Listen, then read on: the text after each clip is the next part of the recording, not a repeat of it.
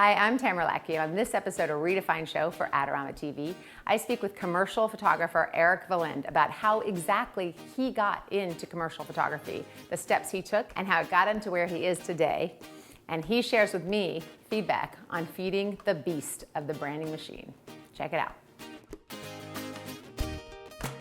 Hi, Erik. Hey, how's it going? Good. Thank you for joining me. This is your hometown, New York City, right? Yeah, you guys are right down the street. So I got the email to come in for the interview, and I was like, yeah, okay, absolutely. Yeah, because we're in Union Square, and you're literally blocks away? In the East Village, yeah. Right. So I'm on St. Mark's Street, where all the good music and the nightlife is. Yeah. Yes. Oh my gosh, I love all the food here. I think any vegan restaurant recommendation I've given you is in the East Village area. Yes, there's a bunch of good ones in there. I think I've hit every one of them. Let me know. Caravan of Dreams?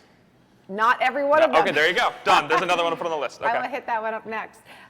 So you are a hustling photographer, right? Yes. If I can say it that way? Yeah. Tell us about how you got started and how you kind of broke down some doors. Okay. Well, I'm a commercial photographer, so this is what I do for a living. Which is not easy to jump in and do. No, absolutely not. Yeah, and it definitely wasn't easy when I started it either, because this was kind of pre-education era. Not everyone was out there, here are my trade secrets, here are my lighting setups, here are my business tips. You know, it's like we're in a much more friendly kind of environment nowadays to come up. You kids don't know. Yeah, exactly. Yeah. I just turned 33 on Friday, and I'm like, hey, now I feel like that old man shaking my fist. Happy birthday. Thanks. But yeah, it was definitely interesting. Get off my lawn.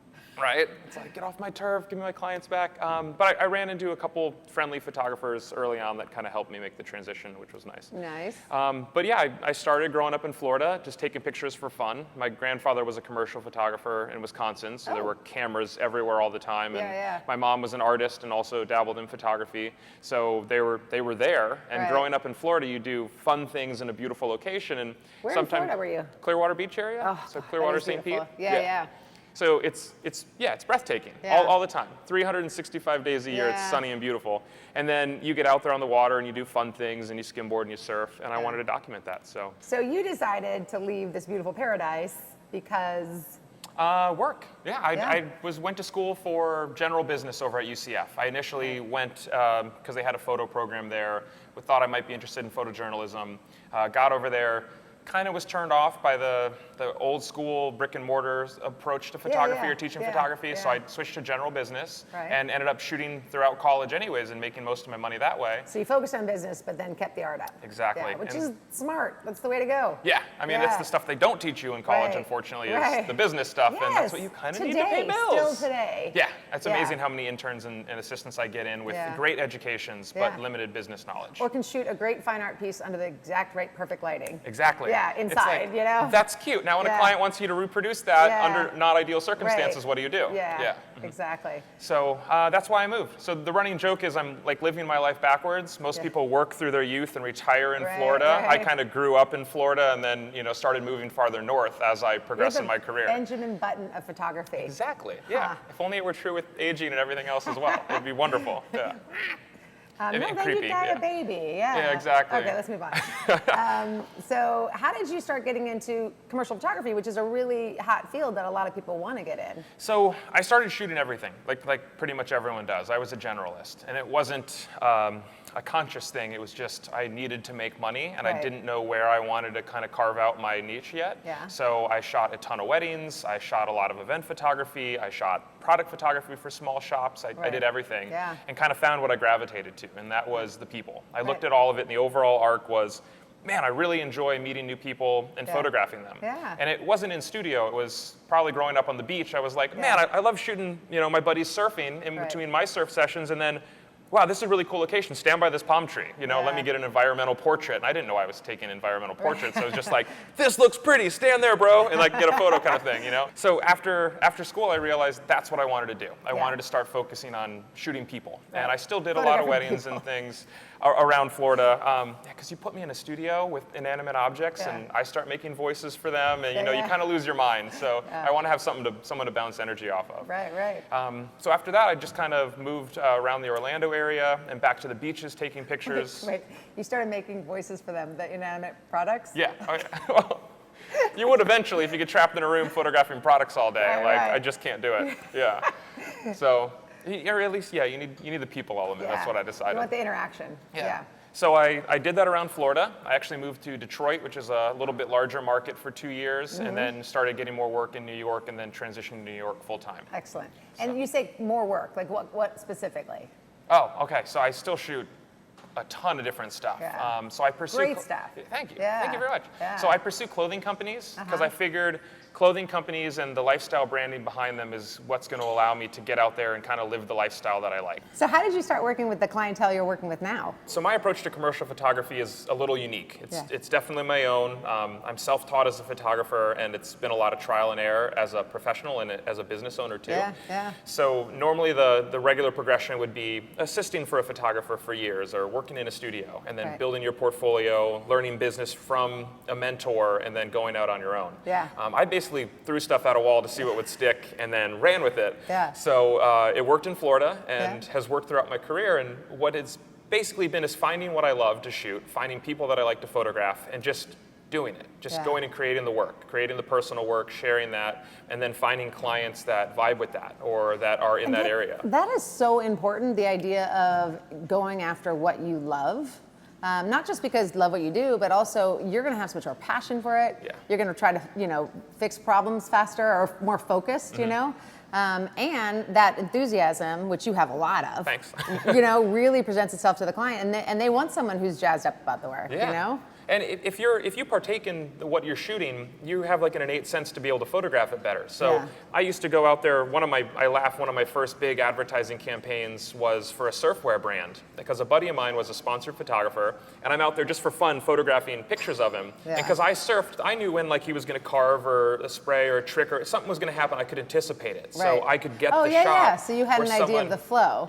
So someone outside who might got assigned go photograph surfing, might not exactly know when to anticipate that or get those shots. So I'm looking for people who like to do, and brands that represent or outfit people that do what I do. So different sports or activities or fitness, whatever it is. And then that helps me problem solve ahead of what a regular photographer could do. Someone might walk in with same technical ability I have, but not have an innate understanding of the subject and not be able to get the same kind of imagery. Yeah, it's funny because I think there's so much to knowing the subject. I photograph children a lot, and I feel like I know, okay, they're about to throw themselves in the fountain.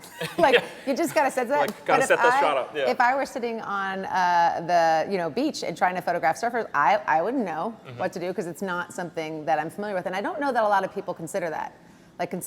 Can you tap into the flow of what your subject's going to do, and then obviously in that vein, being able to focus a lot, because you do focus a lot on a combination of commercialism, sportswear, right? Yeah.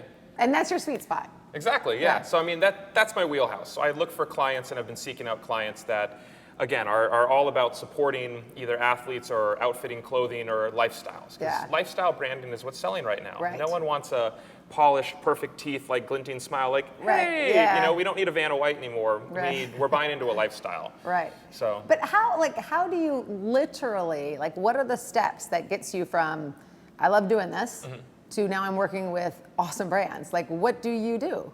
Okay, you go out and you photograph people living that lifestyle, and then you show it to them every way possible. Stand outside of their office, like in Love Actually, with signs, here are my photographs, emails, phone calls. Social media is a great way to kind of backdoor into different brands and stuff now. Right, like Instagram and... Yeah, exactly. So sharing it and tagging the brands, reaching out to them for collaborations, like, hey, send me a shirt or send me some gear and let me show you what I can do with it, kind of thing. Yeah. So offering to work for free to show them what you can do? No, I didn't advocate that. No, never. Absolutely. It's always going to be a trade in some capacity. So it's going to be product trade, or if you do share the images, it's going to be limited licensing. So you have to be very clear when you do this, because a lot of people go out there and be like, oh man, if I can get this brand to send me a shirt, and then they feature it on their Instagram, all of a sudden the work's going to follow. No, they're just feeding they're feeding the beast. Brands have to have social media content all the time, and sadly, they don't have enough to pay you usually set aside for every post. So they're looking for free content.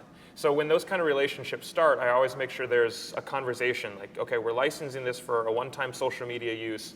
That's it. You can't run this on a billboard. This can't be advertising. This can't be point of sale. But if you want that later, exactly. Addendum, right? Yeah, it's already created. It's how we used to shoot work on spec. So we used to shoot stuff on spec and hope for that it got picked up or purchased, or maybe they would use that as creative inspo to hire you for a campaign. Right. Now it's almost like we're shooting spec work, and sometimes it gets shared on social, and then you want to build from there. Well, what's interesting about that, because it's not unlike portrait photography where if you want to do a certain work, at least say, here's my prices and I'll give you a significant discount, but it's not free, just to set the tone. And what you're doing, value. Yes, and what you're doing is they're like, okay, this guy's legit and he's serious, and if we want to do more and his work's there, which it is, it goes from there. Yeah. But you're not kidding when you say like all the ways to reach them. You're not just sitting there sending out an email to the photo editor and saying. No.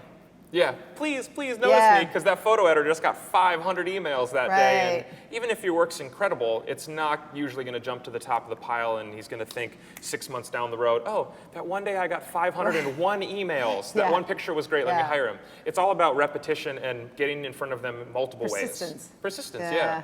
So. Well, because what's interesting about that is that there are so many photographers who are good and talented, but also sensitive to rejection. Yes. Because that's part of the creative spirit. And then so they do reach out a few times, and they're like, they don't like me. They don't like my stuff. They hate me. It's over. I quit. I sell my camera. Yeah. Right. And that's when you have to realize it's a numbers game. I mean, there was a period after college before my career kind of got to where it was self-sustaining, where I sold cars and worked in the auto industry and things, and the sales training classes actually paid off, because you realize it's a numbers game. You're going to, for every 10 people you talk to, maybe one will buy a car. So as a photographer, if you show your work to 100 people, maybe one person, 10% or 20% will vibe with it. But that doesn't mean they necessarily have a job that day to give you. So maybe only 1 or 2% will actually be able to like your work, get your work, think of you, and have something to hire you for. 1 to 2%. So it's so tiny. So you have to understand that you're going to hear a lot of no's, and it's not personal. It's usually just circumstantial. Thanks so much, Erik. Join us here next time on Adorama TV. And while you are gone from me, subscribe to Adorama TV so you can see all kinds of additional goodness.